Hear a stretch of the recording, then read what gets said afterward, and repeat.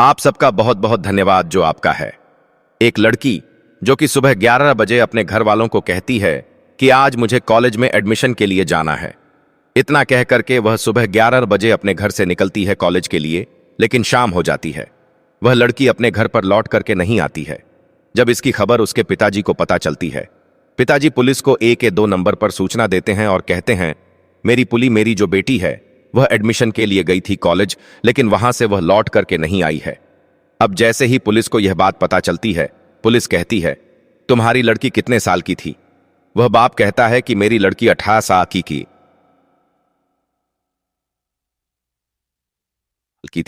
तो पुलिस कहती है, तुम्हारी लड़की जवान हो गई थी, किसी के साथ भाग गई होगी, आ जाएगी 2-3 दिन में।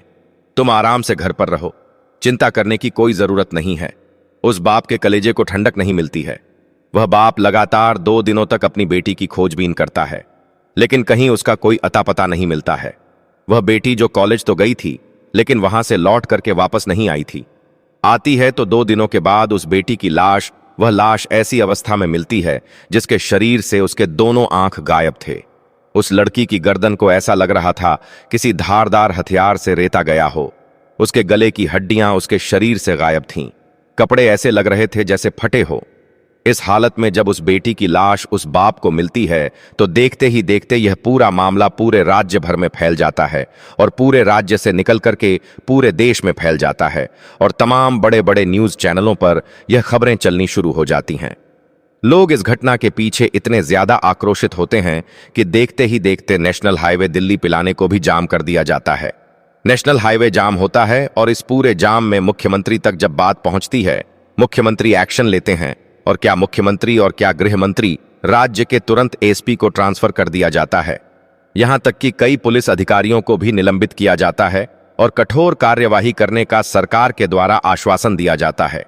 इन सब के बीच परिवार की एक ही मांग है, उनकी बेटी के जो कातिल है उस कातिल को जितना जल्द हो सके उतनी जल्द पकड़ा जाए।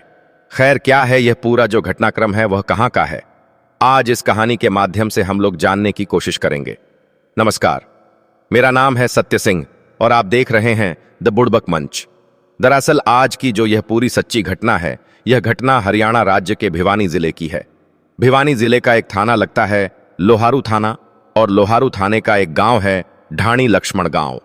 इस गांव के रहने वाले संजय जो कि लोहारू में एक प्राइवेट कंपनी में काम करते हैं, शाम लगभग 6:24 पर उनके मोबाइल पर घंटी बजती है। फोन उनके घर से किया गया था, घर वालों ने किया था। जैसे ही संजय फोन उठाते हैं, सामने से एक आवाज आती है। आवाज में इस तरीके से लग रहा था जैसे किसी चीज की बहुत बड़ा परिवार पर कोई ऐसी घटना बीती हो। उस तरीके से आवाज आती है और सामने से कहा जाता है कि हमारी जो बेटी मनीषा है वह अभी तक घर नहीं लौटी है। संजय पूछते हैं कहां गई थी, कब गई थी? तो पता लगता है कि मनीषा, जिसकी उम्र लगभग 18 साल है, वह सुबह 11 अगस्त 2025 को सुबह 11 बजे BSSC नर्सिंग में एडमिशन लेने के लिए कॉलेज गई हुई थी। अब 11 अगस्त को सुबह 11 बजे वह लड़की गई है, लेकिन शाम का 6 बज चुका है। लड़की अभी तक घर लौट करके नहीं आई है, जबकि मुश्किल से घर और कॉलेज के बीच में कुछ कदमों का फासला था। लड़की घर नहीं आई थी। पिताजी तुरंत वहां से लोहारों से अपना बस पकड़ते हैं। बस पकड़ करके लक्ष्मण ढाड़ी गांव पहुंचते हैं और वहां तुरंत वह 112 बम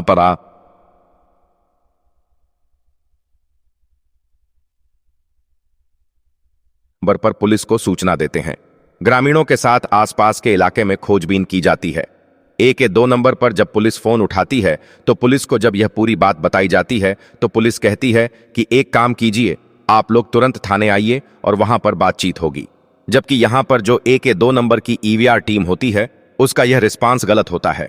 EVR टीम को तुरंत मौके वारदात पर पहुंचना होता है, लेकिन पुलिस वहां पर पहुंचती नहीं है, वह उस व्यक्ति को ही थाने बुलाती है।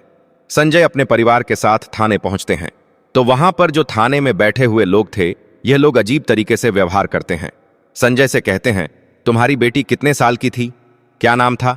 ये सब सारी चीजें जब कंफर्म होती है तो उम्र को देखते हुए जो थाने के जो एसओ है वह कहते हैं कि भाई साहब, तुम्हारी लड़की जवान हो चुकी थी, हो सकता है किसी लड़के के साथ फरार हो गई होगी, 2-3 दिन में लौट कर चली आएगी। अब उस बाप के कलेजे पर सोचिए क्या बीतती होगी जो अपनी बेटी के बारे में ऐसी बातें एक पुलिस अधिकारी के मुंह से सुन रहा हो। बाप फिर भी पुलिस को रिक्वेस्ट करता है कि आप कोशिश कीजिए मेरी बेटी को खोजने में। पुलिस अगले दिन कुछ तत्पर होती है, लेकिन जिस तरीके से रिस्पांस करना चाहिए था वैसा कुछ भी नहीं होता है। इसी बीच 2 दिन का समय बीत जाता है। 13 अगस्त 2025 की तारीख आ जाती है। गांव का एक किसान था। 13 अगस्त 2025 का सिंघानी गांव है। सिंघानी गांव का एक किसान खेत में जाता है। जैसे ही वह खेत में पहुंचता है तो सामने एक महिला की या कहें लड़की की जूती दिखाई देती है। पैरों में पहने जाने वाली जूती दिखाई देती है। वह व्यक्ति कुछ और आगे बढ़ता है तो सामने एक लड़की की लाश पड़ी हुई थी और लाश इतनी भयावह थी जो मैंने आपको शुरू में बताई है। लाश की दोनों आंखें गायब थीं, गर्दन की हड्डियां निकाल दी गई थीं। चेहरे पर ऐसा लग रहा था किसी केमिकल को डाल के चेहरे को गलाने की कोशिश की गई है। इतनी भयावह स्थिति में वह लाश मिलती है। तुरंत पुलिस को सूचना दे दी जाती है। पुलिस की पूरी टीम पहुंचती है, उस हुलियों को मिलाने की कोशिश करती है जो अब 2 दिन पहले एक महिला यानी मनीषा की गुमशुदगी की रिपोर्ट दर्ज करवाई गई, उससे मिलाने की कोशिश की जाती है। तो पुलिस को लगता है हो ना हो यह मनीषा की ही लाश हो सकती है। पुलिस तुरंत मनीषा के पिताजी संजय को फोन करती है और फोन करके कहती है कि एक लाश सिंघाने गांव में मिली है और आप लोग शिनाख्त करने के लिए आइए। संजय पूरे परिवार के साथ उस सिंघानी गांव पहुंचते हैं। वहां पर जब लाश की शिनाख्त होती है तो पता चलता है कि यह लड़की मनीषा ही है, जो कि एक प्ले स्कूल में टीचर थी और BSSC नर्सिंग में एडमिशन लेने के लिए गई हुई थी। खैर, अब जैसे ही लाश मिलती है पूरे गांव वालों का परिवार का आक्रोशित होना लाजमी था। लोग धीरे धीरे आक्रोशित होना शुरू हो जाते हैं। पुलिस की कार्यवाही को लेकर के लोग सवाल उठाना शुरू कर देते हैं। पुलिस के तौर तरीके पर सवाल उठता है। इसी बीच SP पहुंचते हैं। उनके द्वारा परिवार को आश्वासन दिया जाता है कि जल्द से जल्द कार्यवाही होगी और लाश को पोस्टमार्टम हाउस के लिए भेज दिया जाता है। पोस्टमार्टम में पहले पोस्टमार्टम में जो रिपोर्ट निकल करके आती है परिवार वालों को उस पर विश्वास नहीं होता है। फिर से दोबारा पोस्टमार्टम करवाया जाता है। यह पोस्टमार्टम अब होता है रोहतक के PGI अस्पताल में। वहां पर डॉक्टरों की पैनल बनती है। उस डॉक्टरों के पैनल ने जब पोस्टमार्टम किया तो पोस्टमार्टम में बताया गया कि यह लगभग एक धारदार औजार से इस महिला की गर्दन को काटा गया है। उसके बाद परिवार का यह भी आरोप था कि हो सकता है दुष्कर्म भी किया हो, लेकिन अभी तक इसकी पुष्टि नहीं हुई है और यह आगे जांच का विषय है। वीरा को संरक्षित किया गया है। आगे जो रिपोर्ट आएगी उसमें हो सकता है कि अगर कोई दुष्कर्म जैसा कोई कांड हो तो वह निकल करके बाहर आएगा। वहीं इन सब के बीच जो मुख्य चीजें हैं वह मुख्य चीजें घटना के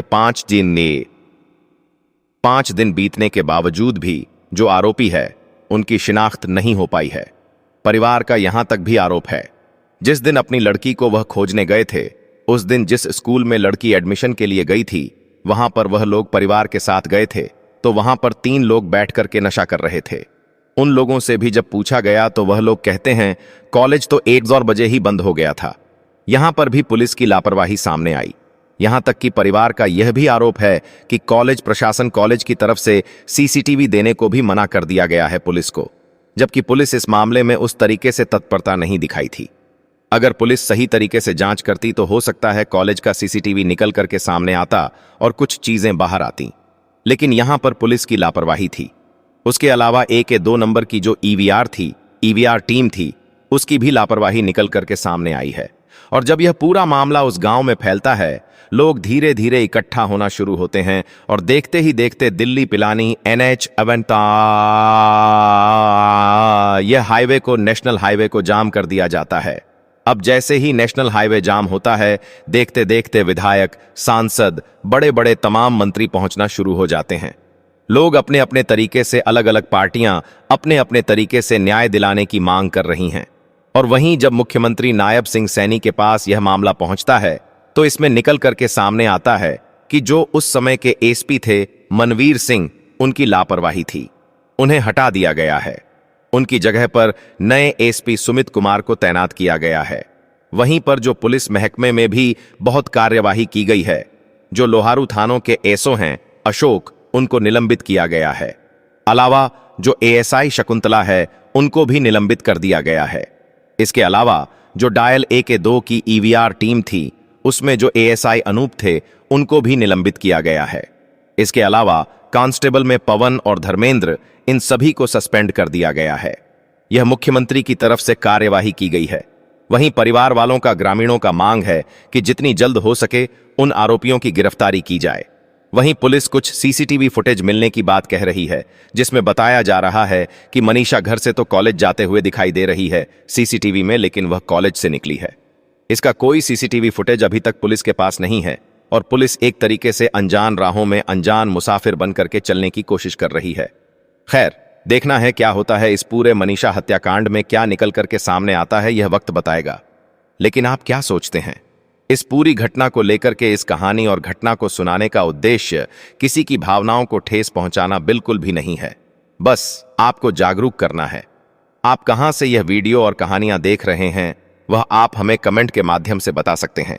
आगे फिर एक नई कहानी के साथ नए वीडियो में मिलूंगा, तब तक के लिए जय जय।